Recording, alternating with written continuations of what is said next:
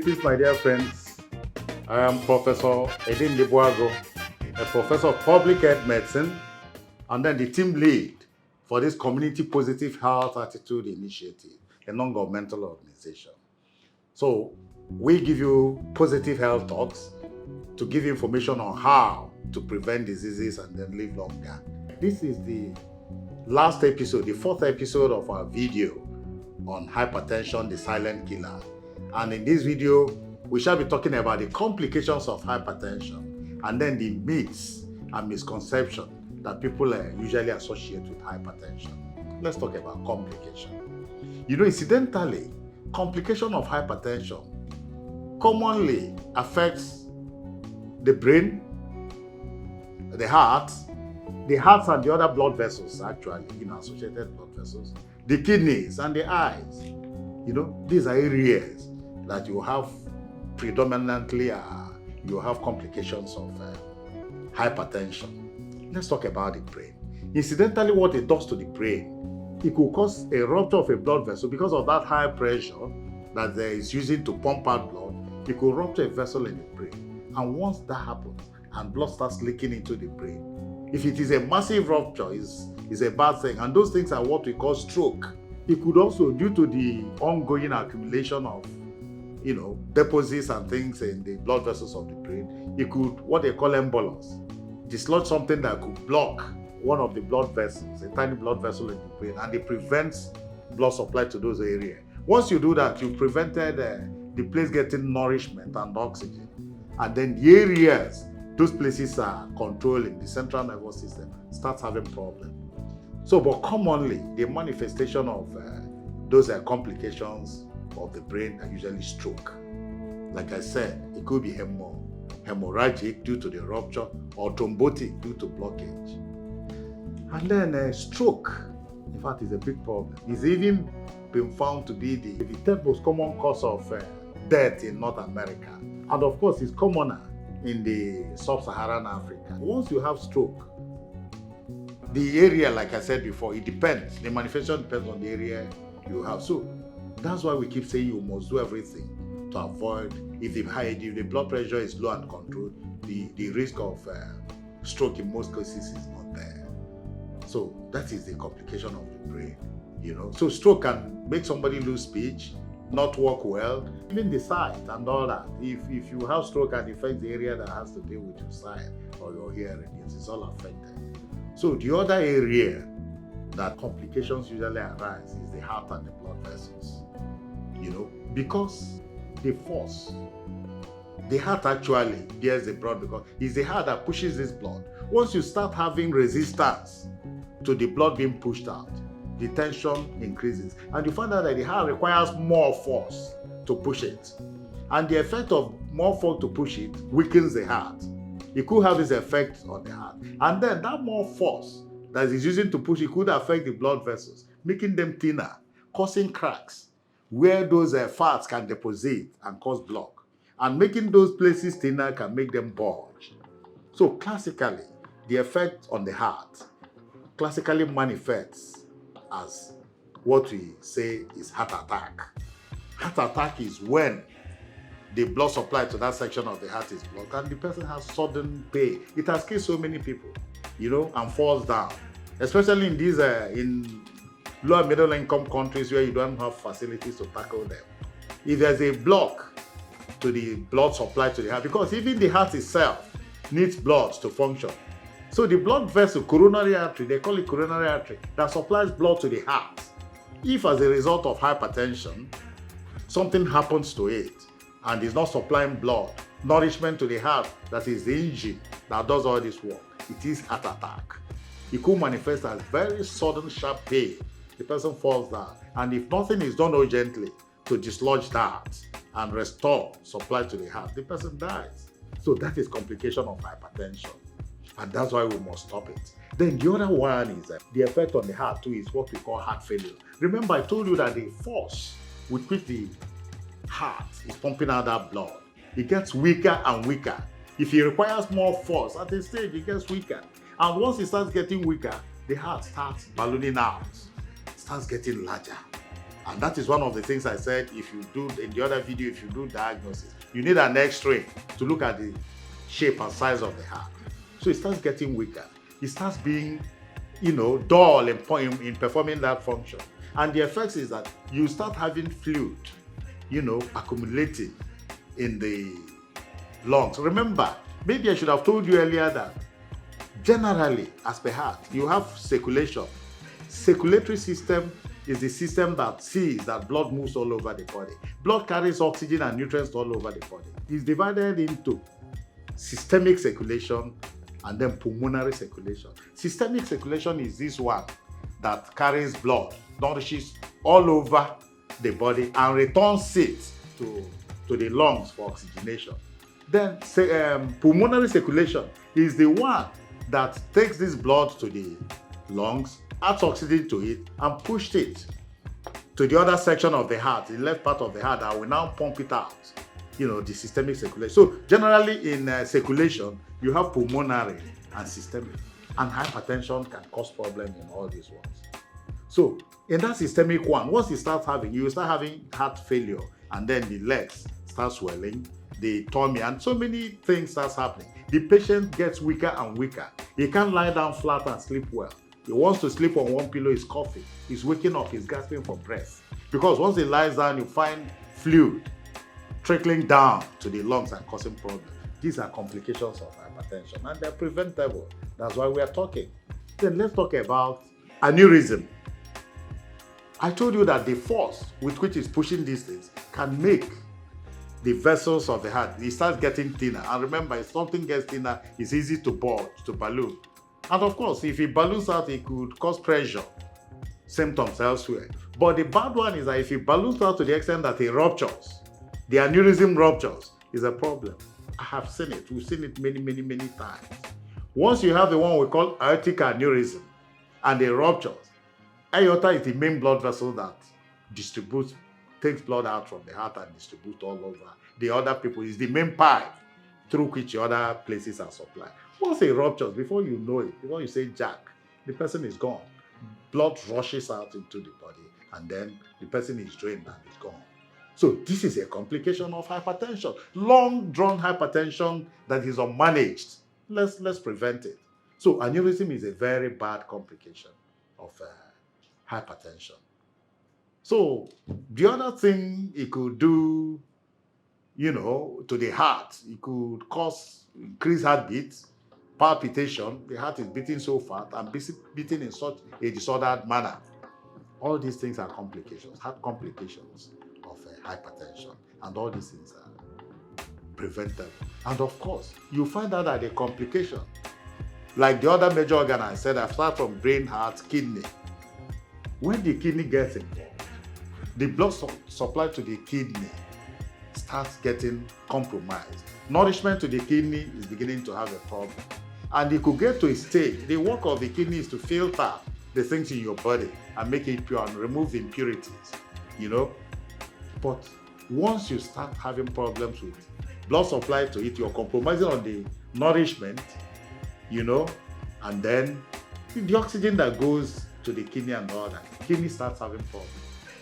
That's when you see that somebody has kidney failure. Kidney failure primarily comes from hypertension too, unmanaged hypertension. That's why, like when we talked about prevention, if you have secondary prevention, you pick it early, you manage it well, you won't have these complications. So it affects the kidney and the kidney fail. And you know what the problem with, once it fails, remember, and the thing is that you really need to avoid it, because even kidney, you need only half of one kidney. We have two kidneys. You need only half of one to survive. But you find out in hypertension, before you know it, the functionality of that half, like 1/4 of the whole kidney mass, is also gone. And once it's gone, they start talking about dialysis. How many people afford dialysis? And before you know it, it's gone. And then ultimately transplant. That is if you have a donor and all the complications associated with it. Why don't we prevent this? It's doable. So that is the effect of kidney. Then the one we talked about too that it classically affects is the eyes. Again, the effect on the blood supplies of the eye, those small organs, is bad. There are what they call hypertensive retinopathies. It starts causing deposits of certain things on the eyes. This is a purely specialist area. The ophthalmologists know. They examine the eyes and they say you have exudates, you have type 1, all this and that, retinopathy. All these things are effects of hypertension. Some people lost their sight because of hypertension, retinopathy as a result of hypertension. Why don't we prevent it? So these are the issues. Hypertension is a silent killer. Why? Because silently it does these things to the organs of your body, you don't know, and you're gradually going. So those are the complications of hypertension, you know. So let's say a few things about myths and misconception about hypertension. My dear friends, you know, it's funny because you don't believe the things people say about hypertension. You do not. So many people believe so many things, especially in developing countries. And I said to myself, the least we can do is to try and highlight these things. Once we've spoken and people take it, fine. If they don't, we keep praying that they heed our advice. There are so many myths. And myths and misconceptions are those things you think and believe that they are true, but they are not true. They mislead you. So many people have died because of myths and misconceptions. Classically, like in hypertension, people say, in fact, I picked somebody who is hypertensive and tried to call. He said, no, but nothing is wrong with me. Nothing is happening to me. Some people believe that unless you have symptoms, you don't have hypertension. It's a lie. That's why we keep saying it's a silent killer. People die because they were waiting for symptoms. So don't wait for symptoms. The other thing they say is that, generally, my family, nobody is hypertensive. So hypertension can't come to me. It's not true. There are other risk factors for hypertension. So that's why you must check. Some even, on the other hand, say that because my family has hypertension, I must get it. So why do I have to do anything to prevent it? No. You should also work towards, you must not get it because they have it. So why you must check is that in case you have it, you do something early. But it's not a must because they have it, you must have it. Of course, when you come like the dietary thing, some believe that once I don't add salt, I added salt to what I'm eating, no wahala. There could be wahala. Especially if you put so much salt in your food, that'd be an issue. How do you think there will be wahala? We are talking about the quantity of salt you take, not whether it's cooked or not cooked. So that is a myth that people should run away from. And something that, this hypertension is better treated by herbal. This is common in the low and middle income countries. It's better treated with herbal medicine. In fact, some tell you that once you have hypertension or stroke and they give you injection, matter is finished. How can it be? It's not true. And some people have seen it. Recently, I saw one too. Heart stroke, languished. You try to convince the fellow to go to hospital. He says, no, this is not an orthodox medicine thing. And of course, ends up having contractures, painful deaths. So don't think that hypertension must be treated through. In fact, every doctor wants the patients to do well. If it's those herbal things that make hypertension, doctors would have known and they would use it. So don't believe it. Once you're hypertensive, go to orthodox hospital, get treated. Some think it affects only old men or women. No, even in 12 years, and that's why you have pediatrics, cardiologists. Hypertension, some people feed their children so fat that they develop hypertension even as a child. 12, 13 years, you see them being hypertensive. So it's not true. That's why you must watch all those, modifiable risk factors. So many things. I've talked about red wine. Now, red wine is good for the heart. Take plenty red wine, even if you have hypertension. No. Whether the wine is red or black, what matters is the quantity of alcohol in the wine. All forms of alcohol, too much of it is bad. So please watch your alcohol intake, whether it's red wine or anything, Some also think that if you're hypertensive, maybe not, but even if you're not badly hyper, if you're hypertensive at all, you shouldn't indulge in sexual intercourse, that it could kill you. Not true.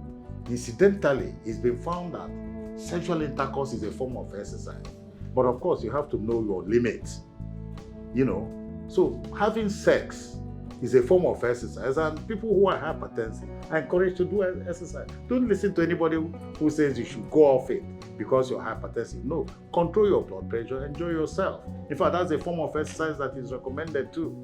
You know, some people just say that, I don't think too much. How can I have hypertension? No, it's not my portion. Who said so? It's not related to thinking only, my dear friend. There are so many things. There are risk factors that can give you hypertension. Please always check. That's a myth you shouldn't allow away with that. And before you know, some say, look, I'm a jolly good fellow.